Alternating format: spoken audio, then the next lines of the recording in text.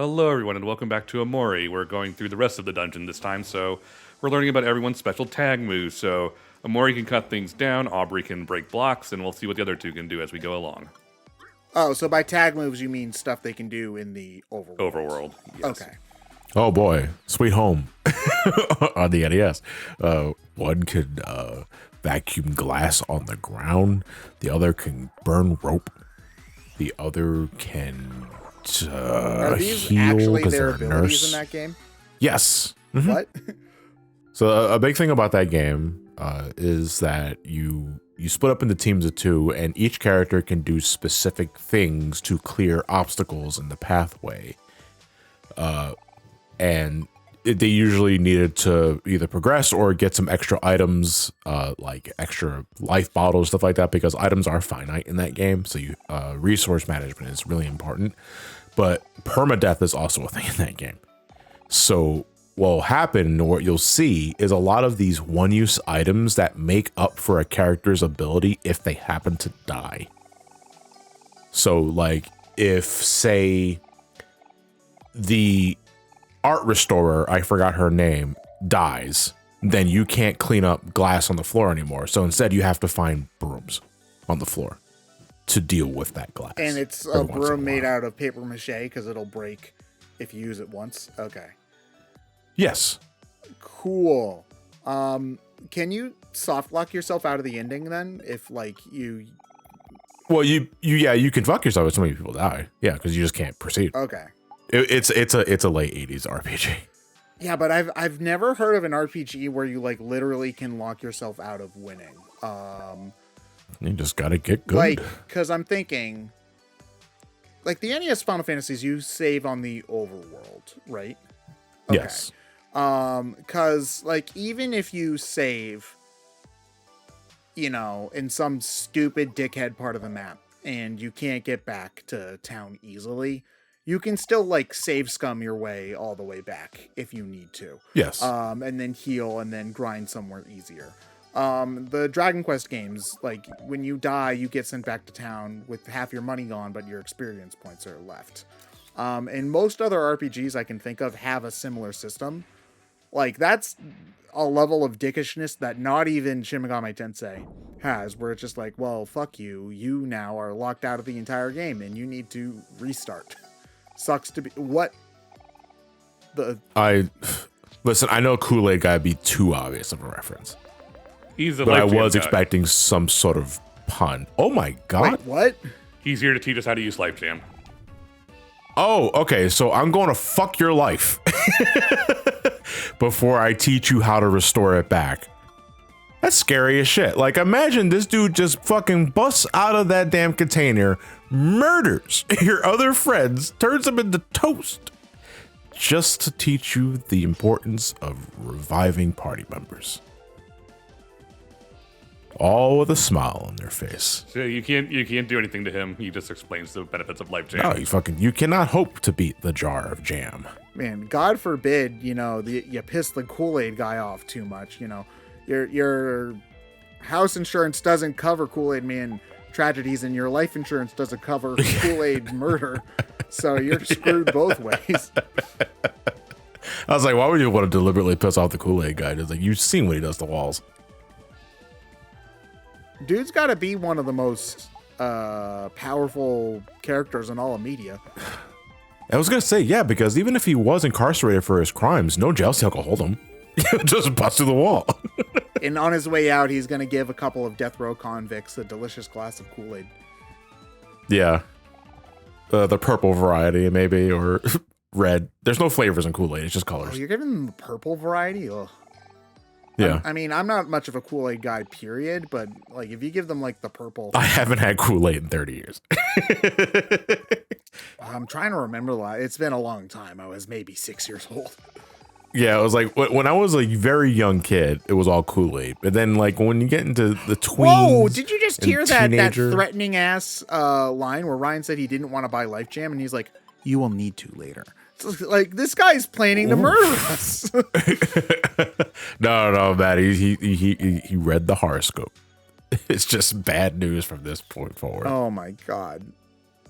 That's the most threatening individual I've seen in a video game of all time, and he's got the kind of face going. It was funny though. Not to spend too long on the Kool-Aid tangent, but like what I was saying earlier is like when I reached like the adolescence and teenage years, like I swapped Kool-Aid for like Tang and like iced tea powder mix, and then after a while I just stopped. Maybe it was because my body was thinking, "Hey, don't put this shit in your mouth." You want to know what I'm really mad about? Is that you freaking hydration people were like, oh, you need to stay hydrated. Why are you so racist? Because it's my job. So like everyone was like, oh, if you drink more water, you'll feel better and you'll have more energy and whatnot. It's like, okay.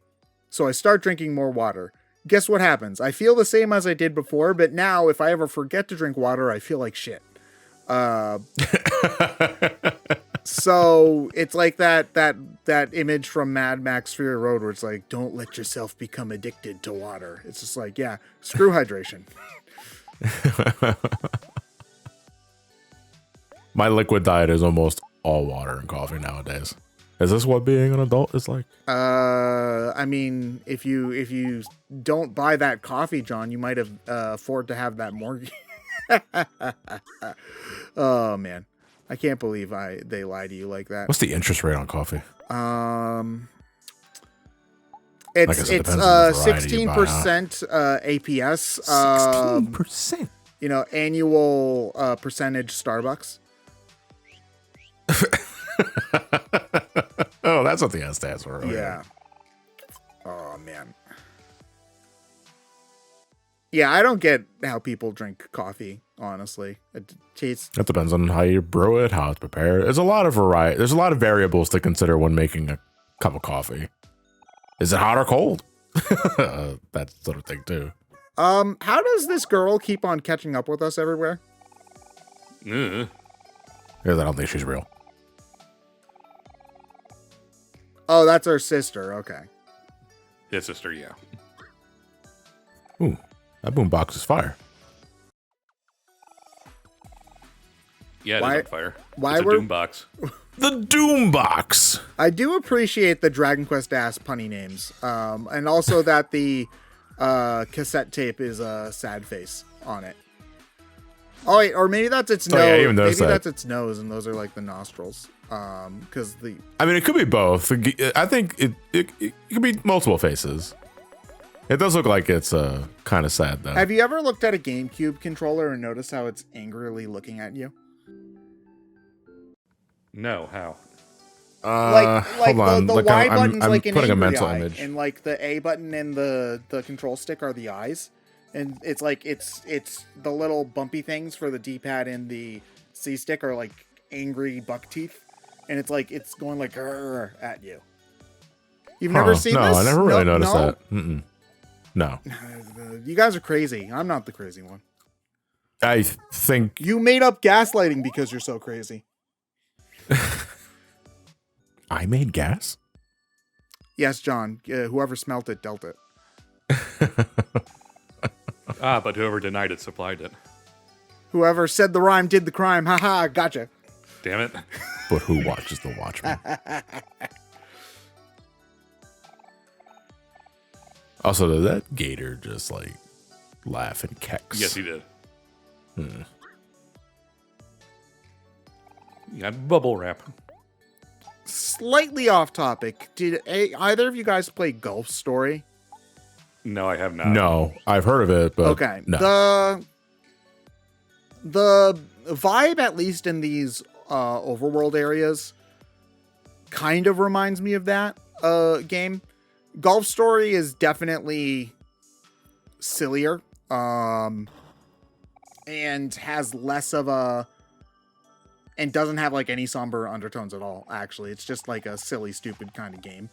But I'm just reminded of some of the things you'd see in that game, because like Golf Story is like if you took the Mario Golf RPGs on the Game Boy, but made it dumber, but in a good way. Like, God, I'm trying to explain. Like, you can set up a golf ball at any point and then like shoot the golf ball at a turtle to knock the turtle out of the water to continue on with the plot. Kind of stuff. It's good. You should play it. Apparently Sports Story is bad though, so you shouldn't play that. Who put a rubber band in a watermelon? This game confuses me.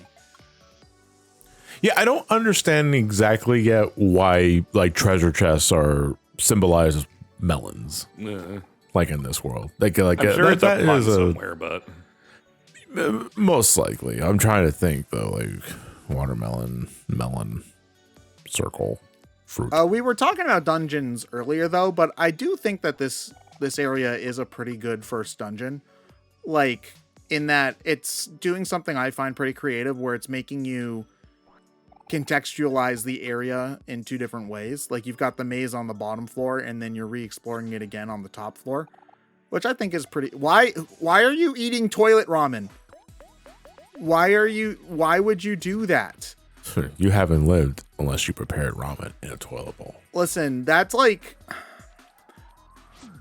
Streets of Rage trash turkey levels of unsanitary. Probably more so. Okay, I was gonna say, what's more sanitary, toilet ramen or trash turkey?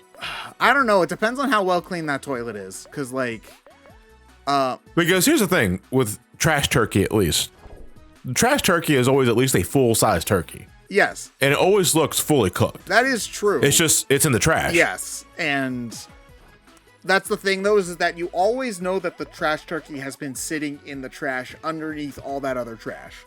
So you yes. know for 100% sure that turkey is disgusting and you shouldn't eat it. Oh, I would even argue it's underneath all that trash. Because here's the thing. Whenever you punch a trash can in Streets of Rage, you never see any other trash spill out of that thing. The trash can just collapses and it's just turkey. Yeah, and then it's sitting on the ground too. As far as I know, the only thing that was in that can was that turkey. Okay, but here's the thing about the ramen toilet bowl. Because, like, if you had just cleaned that toilet bowl and the ramen was cooked in the toilet bowl, it could potentially be less gross. But if that toilet bowl wasn't cleaned, it would definitely not be. Yeah. Savor the flavor sort of deal. Listen, I don't think either of these are going to taste very good, but... Toilet bowl ramen. It tastes... good? No, but it certainly does taste. No, it just tastes. It's like you go to Golden Corral. You're not overwhelmed. You're not underwhelmed. You're just whelmed. I've never been to Golden Corral. Don't. It's a very whelming experience. Yeah, it's a very whelming experience. Oh, wow. I've had worse food. I've had better food. I mean, isn't that true for most things, though? For my living time in the South, Golden Corral and Cracker Barrel are probably the two most whelming joints I've ever had the pleasure question mark in parentheses of experiencing. I've been to Cracker Barrel because we do have those up here. Yeah. They make you stand around in a gift shop for 30 minutes before your table's ready, though. Which is annoying, actually. And I didn't even think the food was that good. Like, it wasn't terrible. It was fine. But it was also like, it was all right. But it's like literally everything you've ever eaten besides the actual best and actual worst things you've eaten is, I've eaten something better and I've eaten something worse. It's like, unironically, when Nora and I were going to food joints, our usual was always Ted's Montana Grill. Because we love that spot. That place is great, yeah. Yeah. But it's kind of funny for me to think back that in terms of restaurants we just experimented, one and done, my best experience was Twin Peaks, right before we moved back. Isn't Twin Peaks that horror show? No. You're thinking David Lynch. That's what I thought it was in reference to. No, it's just another Hooters joint. Twin Peaks being a reference to boobs.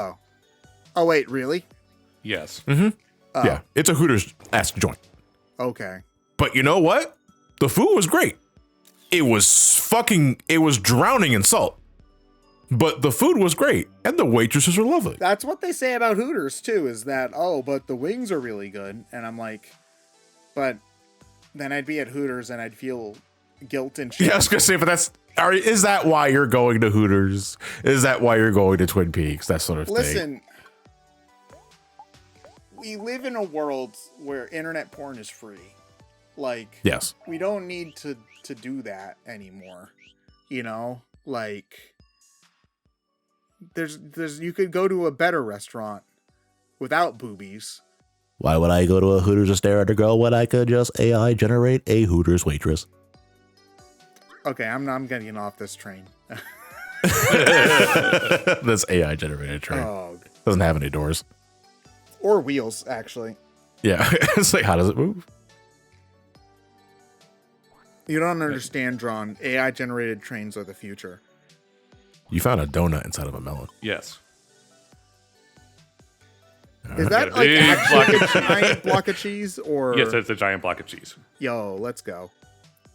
I ain't gonna shit right for a week. Your Oh, brain. never mind. I was gonna Why take a would you? bat to Why it. would you do that to the poor cheese? I don't know. It depends on the mold of the mold. It depends on the make of the cheese.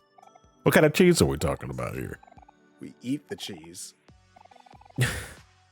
I mean, there seems to be a large enough gap between the fence and the cheese. I'm pretty sure we can just suck it in and squeeze past it. That's something I thought about in Pokemon too. Where, what generation is it where like it seems like there's the ridiculously wide gaps between the cut bushes and the wall? I want to say Gen 6. Or it's just like, I could definitely... What the hell's Hamtaro doing here? That's EMS. Oh, no, we can't have EMS here. My insurance won't cover that.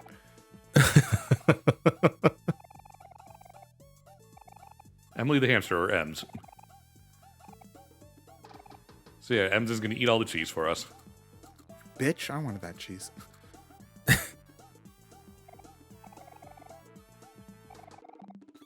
You're on thin ice, EMS. I was gonna eat that fucking cheese. Goodbye. Is this a commercial? Because anytime where there's some ludicrously like large thing and then a random mascot character comes down to fix our problem, we're in a commercial. Yeah, that's a commercial. Okay. The fucking mouse just drops in. Oh, what the hell? Buy Fried delicious chicken. EMS cheese today at your local supermarket. Can I get a dessert? Now in pepper jack and cheddar. Oh no, she has the Ojo laugh. Ooh, he has like the Regal laugh. She took the mixtape. Get her. My mixtape, no! How will I tell this girl who I like in 2001 that I like her? I was gonna say, around this time, I'll say that I'm certain that mixtape is just a hodgepodge of music you downloaded from LimeWire. Listen, without my combination of Britney Spears, Justin Timberlake, NSYNC, Nickelback, and Goo Goo Dolls, Sonic that girl Adventure. will never, she'll never understand how much I like her. I have to get it back. What was your first mixtape? If you made one.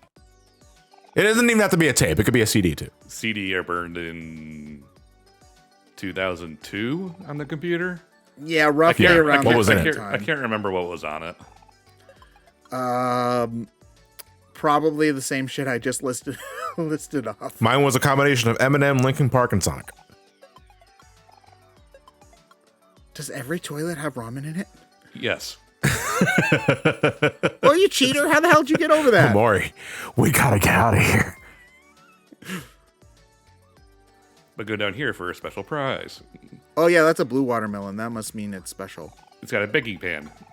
Baking Hero pan. learns snack time. Hero learn snack time. Does every party member have like a niche that they fill? Like, Yes. okay, so like Hero's the healing character and Aubrey's Yeah. like the damage The dealing damage one. Yes. What does Kel do? He has the most support as far as getting people to be certain emotions are. Also drinks the fuck out of orange soda. He does actually. Oh, so that was deliberate. Yes. And Hero is the cook? Yes. So Hero makes Hero sandwiches. Yes. And And Aubrey hits things with a bat. Yes. is Omori like the jack of all trades kind of character? Yeah, generally speaking. Okay, yeah, that's your typical RPG stuff. Oof, thank God you were slow enough not to get crushed by that fucking thing. Yeah, jump scare. Yeah. It's a small thing, but I do like the personality added to a lot of like the character related interactions. The character portraits in particular breathe. And it doesn't mean much, but I think it adds a lot when you have a character portrait that is like moves. Just something, nice to look at. Yeah, Agreed. no, for sure. That was one of the things I was mentioning earlier, is that it does a lot of work towards instilling personality into the characters.